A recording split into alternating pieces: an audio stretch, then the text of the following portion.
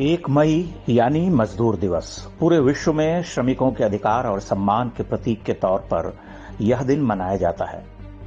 बिना मजदूरों के कोई भी उद्यम सफल नहीं हो सकता। पूंजी और श्रम के योग से उद्योग चलते हैं।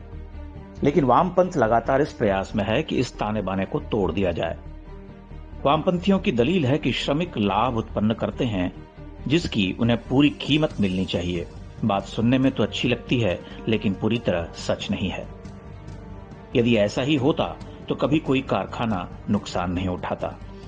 रोजाना हम कारखानों को नुकसान में जाते और बंद होते देखते हैं। यदि मशीनें और श्रमिक ही लाभ कमाते हैं तो सोवियत संघ, वेनेजुएला, क्यूबा और उत्तर कोरिया जैसे वामपंथी देश दिवालिया क्यों हो गए? हर लाभ श्रमिक पैदा करता है तो क्या घाटा भी श्रमिक ही पैदा करता है? इसका मतलब एयर इंडिया के कर्मचारी ही एयरलाइंस को डुबो रहे हैं? जाहिर है ऐसा कतई नहीं है। भारत की ढेरों सरकारी कंपनियां मजदूरों को अच्छा वेतन देने के बाद भी घाटे में चल रही है। क्या वहां के ट्रेड यूनियन वेतन कटौती को स्वीकार करेंगे क्योंकि वहां के श्रमिक लाभ पैदा करने में असफल रहे हैं? सरकारी कंपनियां ही क्यों प्राइवेट कंपनियों का हाल भी जान लेते हैं? अनिल अंबानी के पास भी अपने भाई मुकेश अंबानी की तरह विशाल पूंजी थी। उनके पास भी अच्छे मजदूर और मशीनें थीं, फिर भी वो दिवालिया हो गए। मतलब यह कि श्रमिक ही सब कुछ नहीं है। उद्यमी पूंजी लगाता है, मजदूर अपना श्रम लगाता है, फिर उद्यमी की परीक्षा होती है कि वह उत्पाद को ऐसी जगह पर बेचे जहां उसे अधिक से अधिक लाभ प्राप्त हो। जब तक वह अपना यह कौशल दिखाता रहता है तब तक लाभ कमाता है। जिस दिन उसकी क्षमता समाप्त हो जाती है वो बाजार से बाहर हो जाता है। लाभ उद्यमशीलता का पुरस्कार है।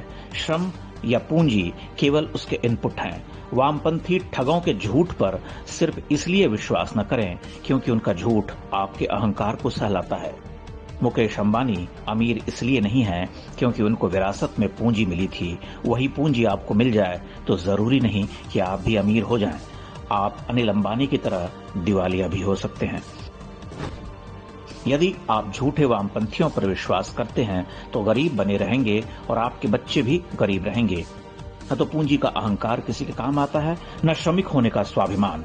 मजदूरों के अधिकारों की रक्षा आवश्यक है, लेकिन उन्हें 1 मई जैसी प्रतीकात्मकता, ट्रेड यूनियनों और वामपंथ की मक्कारी से बचाना ज्यादा जरूरी है।